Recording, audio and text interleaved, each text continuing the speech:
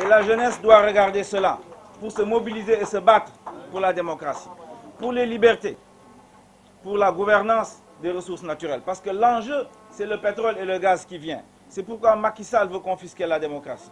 Pour gérer cela, lui et son clan et sa famille. Et c'est notre devoir historique de nous opposer à ça. Je voudrais terminer par parler de la Sénat et du Conseil constitutionnel.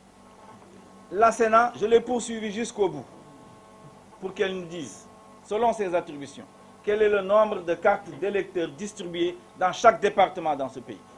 Elle refuse de nous donner ce chiffre-là.